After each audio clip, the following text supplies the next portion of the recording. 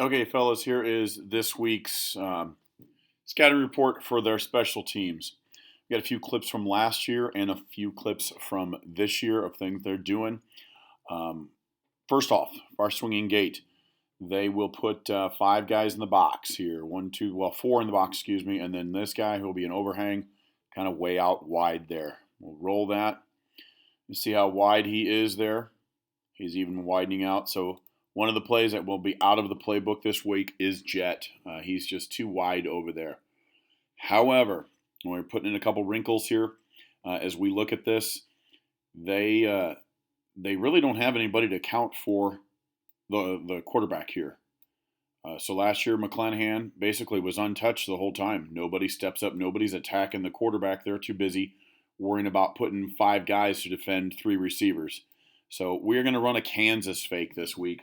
It is in the scouting report where we're going to be hat on a hat with these four guys, basically blocking them.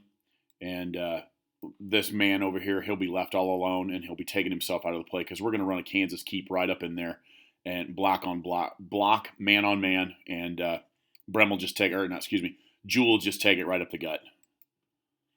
Here's another look from the end zone. You can see how wide this three is. He is completely taking himself out of the play. So we'll be running a Kansas in here with Jewel right up here. Will's going to block out. We're going to block down here. Dallas will have this guy, and we'll put the backside with Quincy, and we'll wrap him around here and as a lead blocker, like an ISO look for Kansas. Kansas keep this week. Again, here's another look. Sit very similar. They do adjust a little bit, and they're not so wide, but wow, look at how far 11 is here. The core interior guys are not as wide as before, but still, this is a perfect Kansas look to put the center on this guy, receiver on receiver, on backs, and wrapping around this guy. Because their back guy isn't coming, he does not have quarterback responsibilities. If we see he's running down the line, so he's going to take himself out of the play. Now their punt, this is one of their fake punts, kind of slipped in here with the coverage, with the alignment of the plays. But anyway, you'll notice over here on the down marker, it is 4th and short, close to the middle of the field. They've got a little bit of room on the 30, so they're going to try, and it doesn't do very well, but they try and sneak one of the guys up from the wedge, and they'll run this, under center, kind of a quarterback sneak. They jump on it, but it's a big boy. He's a big lineman there coming up, take that snap. So we've got to be prepared for that. You will notice also, and we'll get to this when I actually get to their punts, their splits are not very big. They're pretty tight on this shield punt. Okay. Next thing, their kickoff. Their kicker is a bigger boy. He's number 95 here. He does not have a very good leg. This is with the wind on Friday night last week. You guys remember what the wind was like in Kearney. The wind was pretty similar in Lincoln. And he is not getting it to the end zone. He's getting it, 7-8 yard line. So we'll be able to get a good return out of this. We'll take a look at this from the end zone. Their kick formation, very similar to Kearney's. They've got 4 dudes on the one side and 6 to the other. This guy ends up being a wasted player because he is a safety. Gentlemen, let's take a look at how lazy this guy is. Look at him. Walks to the middle and stands there. We have to take advantage of that, fellas. They're only playing with 10 guys. Okay? My other point being is look at their number 2 here. Watch how lazy he is. This is last week's game against Norfolk. He's jogging down the field, first of all, and then he stops. He is frozen in his tracks. We're going to run our return left all night on these guys. We're going to come over here with the tight end and the up back and double team him. Instead of kicking him out, we're going to hook him in. We're going to block him inward, and then when we make that handoff, we're going to get that handoff wide. We're going to block the 3 right here with the left tackle, the 4 here with the left guard, the center. You've got a harder block because he's way behind you with the 5 here. But I think we can get there with Dallas and any backups that might be in there. Okay, fellas, this guy, we hook this guy in. Here's 3, here's 4, 5. the safety back here. If we get this out wide, we'll have a hell of a return here. We're going to hook that number 2 in with a double team. When we bring the opposite up back, this would be our opposite up back. He is normally supposed to come around and block 1. You're just going to come around and lead the charge. You're going to block anybody that's coming around that edge. It might be this number 1. It might be their kicker too. He gets involved in there. Again, we'll take a look at the way they set it up on another kickoff. You can see still the same overall laziness. He's not getting down there. Again, 2 is stopped. He's a contained guy. He thinks he is. Norfolk has some pretty good returns on him. They're not hustling very hard. I think we can take advantage of it. So with that being said, they do try a lob kick here.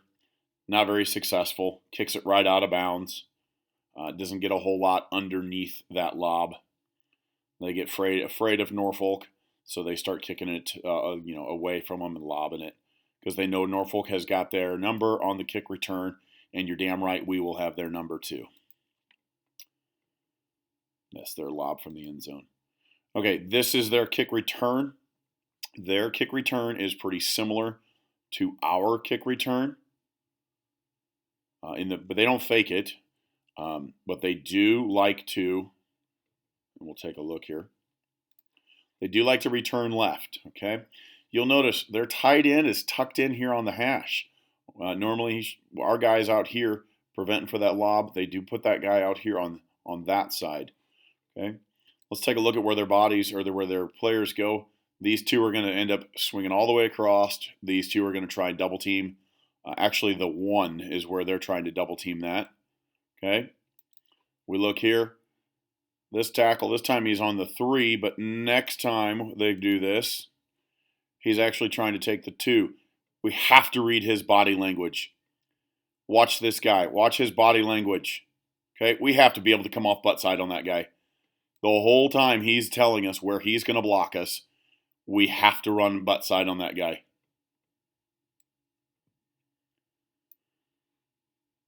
This guy here, he wants to take the 2. Look at him. He is inviting the 2 inside. Look at how he hops, hop, hop, hop, and invites that 2 inside to take him and block him inside. Fellas, we have to sprint down the field. Good things will happen when we sprint. Okay, again, this is their punt formation. We'll see it from the back here.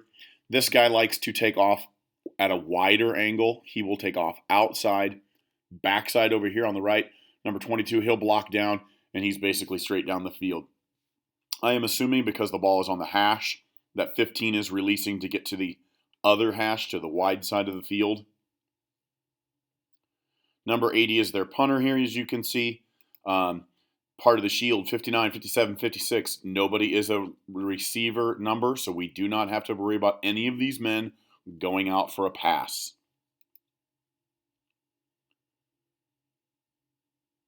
Not a bad kicker. The only thing is his delivery is a little bit slow. He's a 1, 2, 3 step kicker. We've got to take advantage of that when we can with a house call. Is what we call it this week. We're sending the house. Okay, we're going to go get him. We can see on this one especially how slow he is. 1, 2, okay. Does not get that ball out of there very quickly.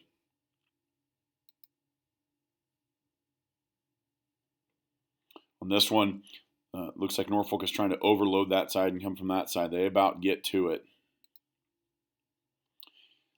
Our punt team, our rollout, they lined up to it a couple different ways last year, where they put 4 guys on our backside, so 1, 2, 3, 4 guys, and they only had 3, 1, 2, 3 on our play side.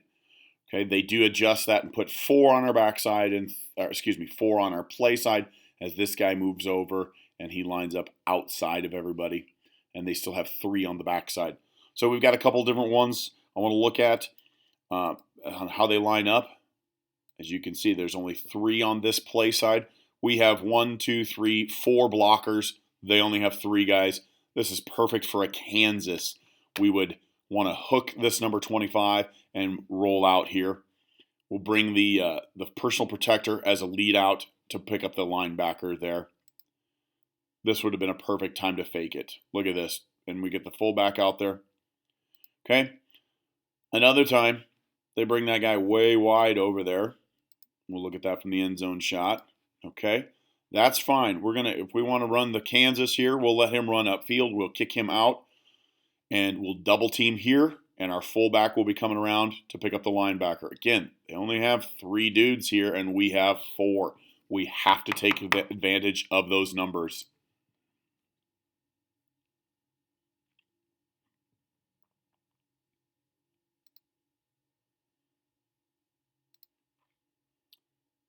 And then one more final way. They've adjusted. They've put 4 dudes over here, which is fine. They have 3 dudes over here. The fake we like here, again, is still Kansas. We would take our wing and ride this guy out, block him out. This is our running lane right here. Our 2 linemen are going to reach block these down linemen. Our personal protector fullback is going to come around the outside and block this guy with a good Kansas run right through here. It's going to be kick out, down block, or reach, I should say, and our fullback leading it right around up in there.